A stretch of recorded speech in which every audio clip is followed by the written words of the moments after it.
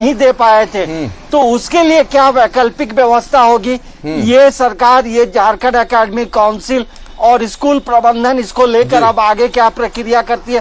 क्योंकि जब तमाम चीजें हो रही थी, फिर तो अचानक जो है स्कूल और ये कॉलेज सब तमाम बंद हो गए थे। तो हमें लगता है कि सभी बिंदु पे झारखंड एकेडमिक काउंसिल ने गहन चिंतन किया है। उसके बाद जो है इन चीजों को लेकर रिजल्ट जारी होगा। तो अब तमाम जो अभ्यर्थी है और उनके परिजन है, उनकी चिंता जरूर बढ़ेगी कि अब आने वाले समय में जो कॉलेजों में एडमिशन लेना है, +2 में एडमिशन लेना है, तो उसके लिए क्या प्रक्रिया होगी। और कई अभ्यर्थी ऐसे भी होते हैं जो बाहर के विश्वविद्यालयों में पढ़ाई करने जाते हैं, जो +2 के बाद बाहर पढ़ाई करने जाते हैं, तो उनके लिए भी एक बड़ा सहज मार्ग होगा कि 20 जुलाई तक यदि झारखंड एकेडमिक काउंसिल रिजल्ट जारी करता है और 15 से 20 के बीच में CBSE रिजल्ट जारी करेगा, तो इन अभ्यर्थियों के लिए बेहतर हो जाएगा। जिन्हें बाहर जाना होगा उनके लिए आसानी होगी।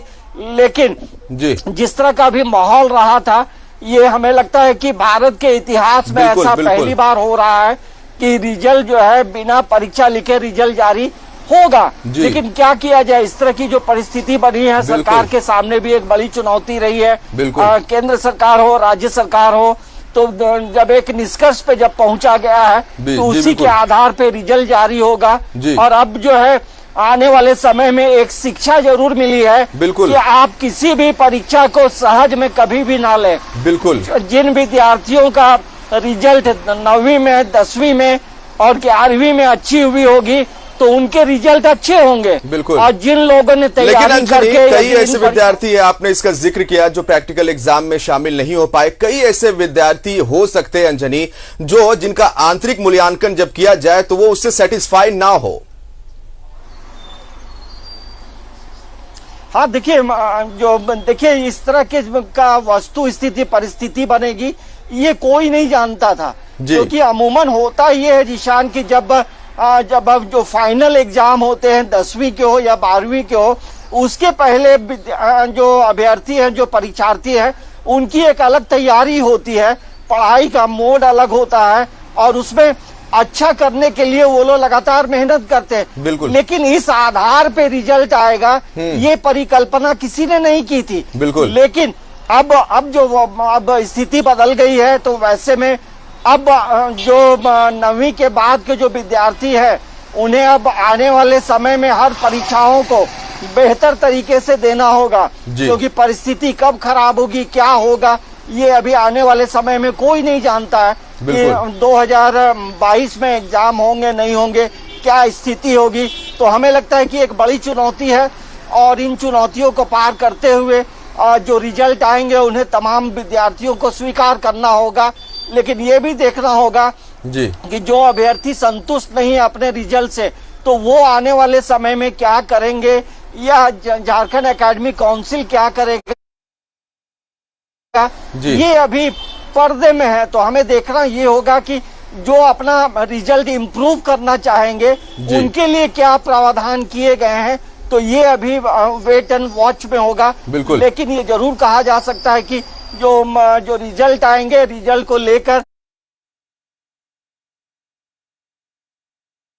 जो तमाम तरह की जो तैयारियां, झारखंड एकेडमिक काउंसिल की बात करें, CBSE की बात करें, तो सभी अब तैयारियों में जुटे हैं। क्योंकि देखिए ये सुप्रीम कोर्ट ने भी कई तरह के दिशा निर्देश दिए थे कि रिजल्ट जो है जल्द से जल्द जारी हो, और स्टेट बोर्ड हो या CBSE बोर्ड हो, उन्हें बताना होगा कि आप रिजल्ट किस तरह से दे रहे हैं। तो ये तमाम जो चीजें हैं एक बड़ी चुनौती है, और ऐसे में ये देखना होगा कि अब रिजल्ट का प्रतिशत क्या होगा। बिल्कुल। तो देखने वाली बात ये होगी कि इस पैंडेमिक में जब परीक्षा 10वीं और इंटर के नहीं लिए गए, तो रिजल्ट का जो प्रतिशत है वो क्या होता है। आंतरिक मूल्यांकन हो, प्रैक्टिकल हो, ये आधार बनाया जा रहा है छात्र छात्राओं के रिजल्ट को प्रकाशित करने में।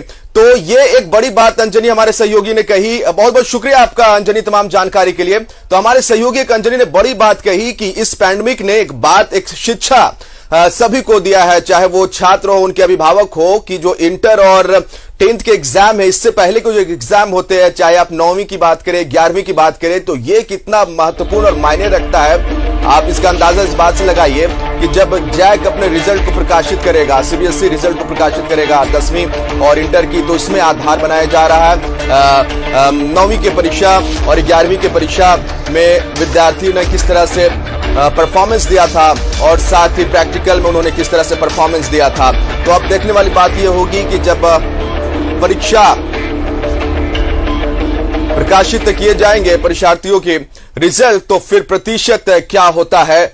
बहुत बहुत शुक्रिया हमारे सहयोगी अंजनी के जो हमारे साथ जुड़े हुए थे। अब खबरों बढ़ते आगे, झारखंड में नई गाड़ियों को खरीदना महंगा हो गया है। 29 जून 2021 से यह लागू किया गया है। झारखंड सरकार ने इस संबंध में अधिसूचना जारी कर टैक्स में फेरबदल किया है। इस संबंध में जिला परिवहन पदाधिकारी प्रवीण प्रकाश से बात की है हमारे सहयोगी इमरान ने। तो देखिए कि किस तरह से कार और बाइक खरीदना महंगा हो गया है। जीएसटी के साथ एक्स शोरूम प्राइस भी बढ़ेगी। अभी एक्स शोरूम प्राइस पर जीएसटी अलग से जोड़ा जाता था। इसके साथ साथ बता दें आपको कि अब 7 लाख